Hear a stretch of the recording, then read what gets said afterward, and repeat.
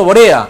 Odría nos acompaña a estas horas de la noche, destacado constitucionalista, para analizar desde su punto de vista jurídico y político el momento crítico que vive nuestro país. Señor Alberto Borea, un gusto saludarlo. Muy buenas noches. ¿Qué tal, Carlos? Encantado, gusto de estar con ustedes y con toda tu audiencia. Una nueva crisis se ha originado, señor Alberto Borea. Cuando pensamos que ya no podemos caer más, seguimos, ¿no? Cavando fondo siempre. Esta vez, desde el Congreso de la República, como usted bien sabe, pues estos audios del señor César Acuña originaron pues la caída de la señora Lady Camones, y el día lunes se va a definir pues quién preside nuevamente esta mesa directiva. Pero, ¿qué interpretación le da a esta arista de la crisis que tiene el país? Bueno, la interpretación más real es que hay una total falta de preparación para participar en la actividad política, cosa que se agravó muchísimo con las notas o con las leyes o con las normas que fueron promulgadas en la época de Vizcarra a iniciativa de la denominada Junta de Notables, que llevó, por ejemplo, a que no se pudiese presentar al Congreso los parlamentarios que en ese momento estaban en funciones, y con eso naturalmente despojaron al Parlamento de la posibilidad de una presencia de personas que tuvieran una experiencia que pudiesen conducir mejor a este poder del Estado. Hay que recordar que la no reelección tiene sentido cuando las personas que efectivamente están en un cargo pueden utilizar ese cargo y especialmente los recursos de ese cargo con, digamos, total, digamos, desaprensión para poder hacerse propaganda, para poder realizar campaña, etcétera, cosa que no es el caso de los parlamentarios. Y lo que ha sucedido es que hemos tenido y tenemos ahora un parlamento de gente normalmente digamos improvisada, que se ha inscrito en cualquier partido por cualquier razón, y finalmente en la primera de bastos salen corriendo.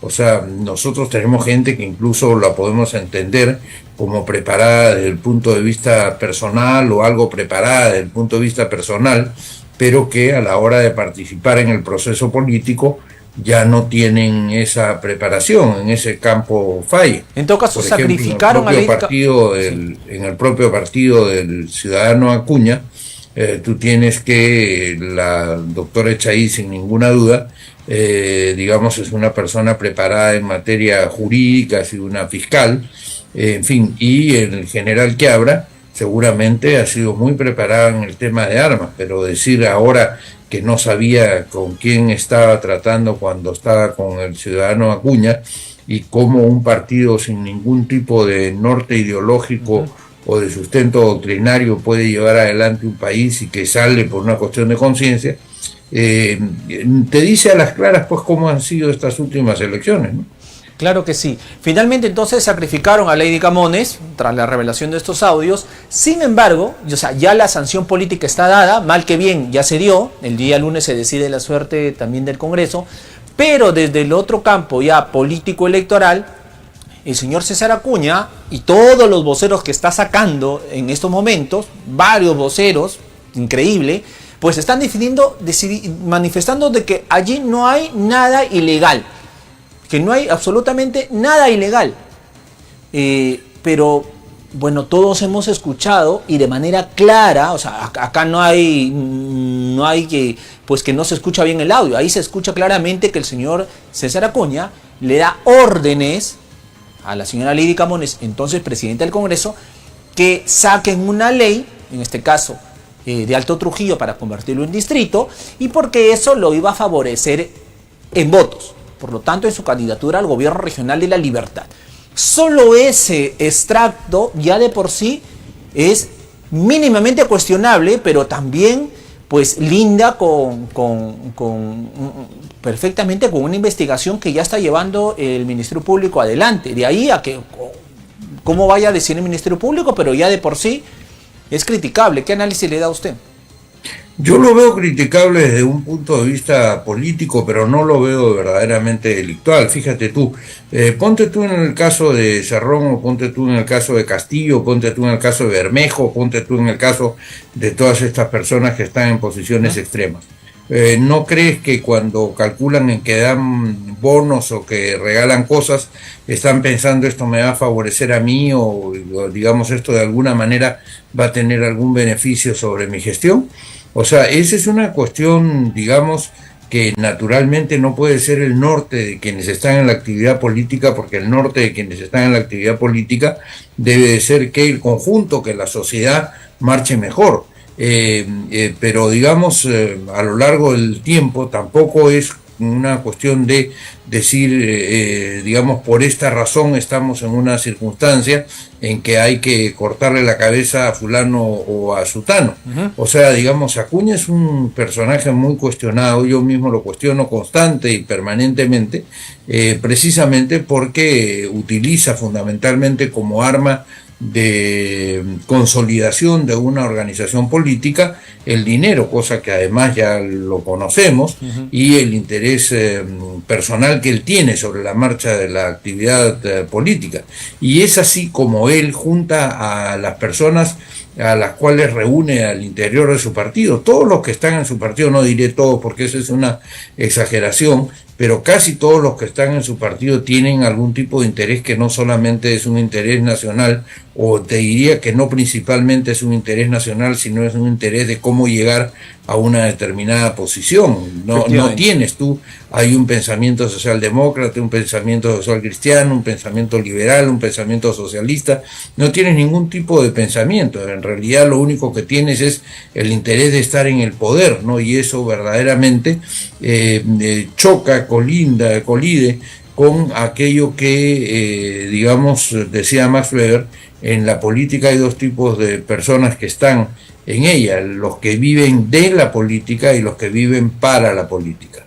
Y mucha gente que se pone ahí se pone porque quiere vivir de la política y no porque quiere vivir para la política. El que vive para la política es precisamente una persona que tiene buenas intenciones, que tiene ideales, que sacrifica su tiempo, que sacrifica sus recursos y que ingresa a una comunidad en donde va a tener algo que decir y donde va a tener algo que aportar para el beneficio del país. Aquí el que entra, me imagino yo en el caso de Acuña, a ver de qué manera obedece, de tal forma que él se puede comportar como una suerte de capataz de una hacienda antigua, que es la manera como lo escuchamos comportarse permanentemente, ¿no? Efectivamente. Bueno, este caso ya está en el Ministerio Público y también en el Jurado Nacional de Elecciones. Veremos qué resuelve. Sin embargo, el día lunes, señor Alberto Borea, el día lunes se va a tener que decidir quién preside la mesa directiva del Congreso. La izquierda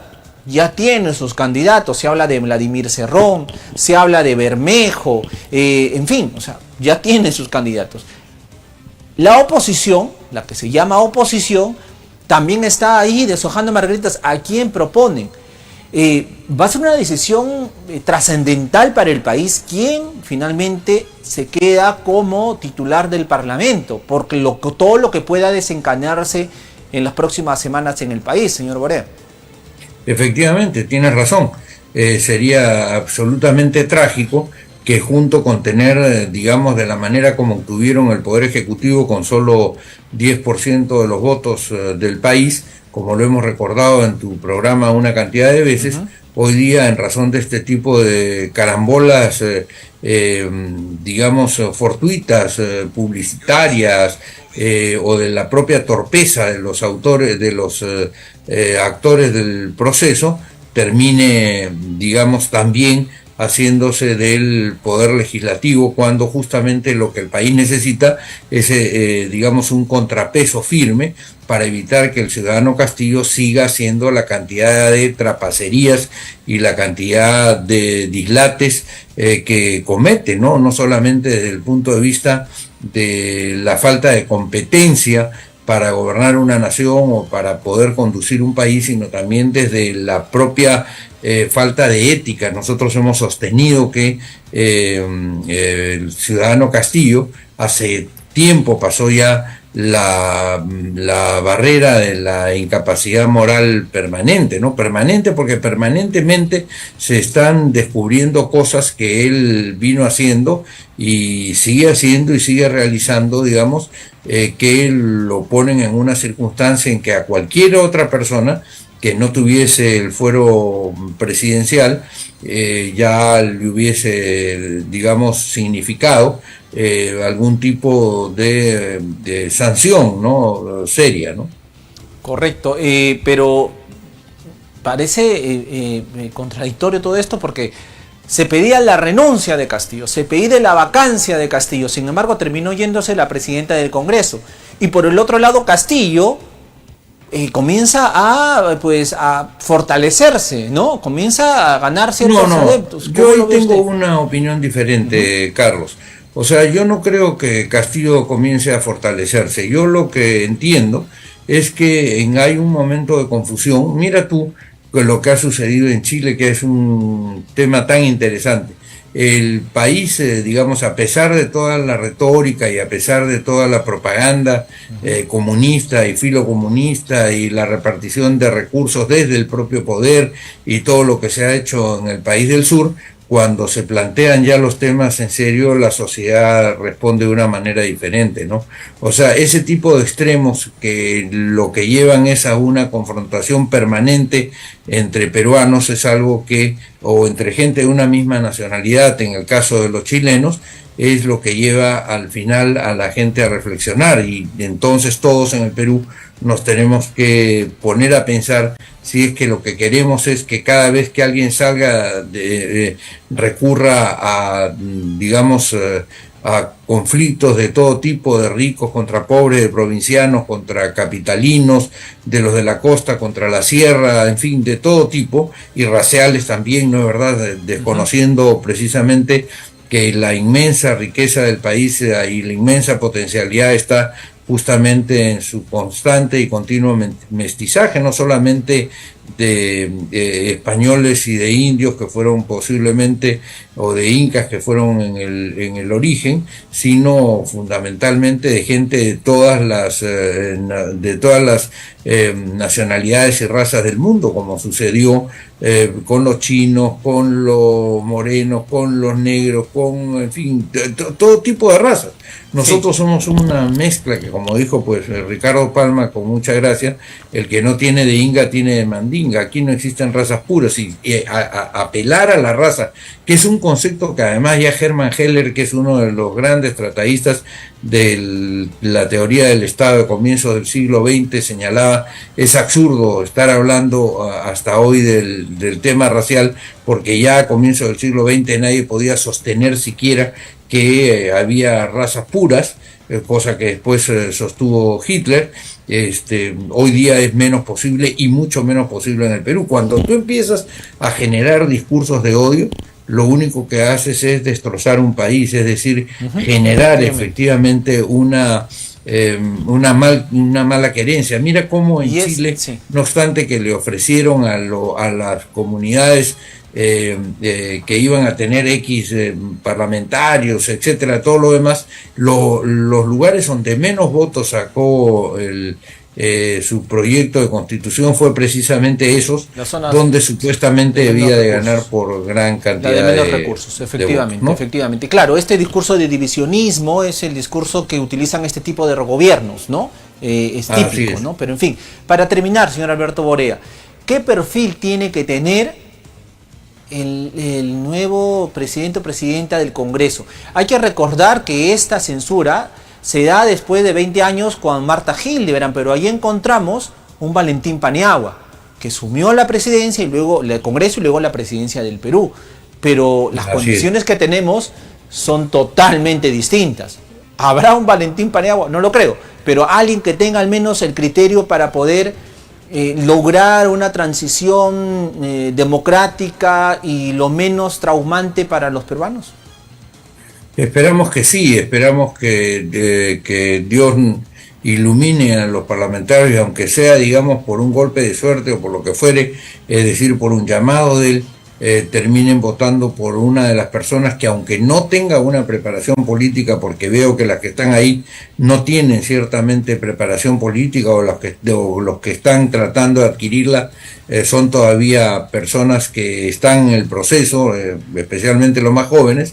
Los que han llegado ya en una edad madura son gente que viene de otras ocupaciones a la política. Sin embargo, son gente, seguramente varios de ellos, de buen criterio, y ese buen criterio que han tenido en las profesiones que han desarrollado podrán trasladarlo también a la vida política para poder, digamos, llevar adelante los valores, o por lo menos los sentimientos, las sensaciones que los peruanos tenemos respecto a que queremos un país sin gente que todos los días nos salga con una sorpresa de cuánto y cómo se ha robado, y cómo los amigos suyos son justamente todos los que se están enriqueciendo, y ahora sale con un cuento de que, digamos, la oposición o la gente que está en la prensa le pone los temas y no son verdad. Eso es pues absolutamente falso, nadie se lo puede creer, y lo que tenemos que hacer es salir a confrontar eso duramente, sin necesidad de insultar, sin necesidad de, digamos, anatemizar a los rivales, pero sí poniendo una clara diferencia entre lo que es un gobierno de ese tipo con lo que debe de ser un gobierno convocante, lo que tiene que ser un gobierno de construcción. Y por eso nosotros en la Unidad Democrática de Centro estamos haciendo ese esfuerzo de poder ir allegando hacia un partido político con doctrina, gente que se vaya formando, especialmente a gente joven como Alfredo El Visuri, como a Carlos Aranguri, como a David Rojas, en fin, como mucha gente. Y yo quiero terminar invitando a todos tus televidentes, especialmente a la gente que quiere participar activamente en la vida política dentro de cánones éticos, que nos contacten al correo contacto.unidece@gmail.com. Unidece se escribe UNIDECE, de Unidad Democrática del Centro.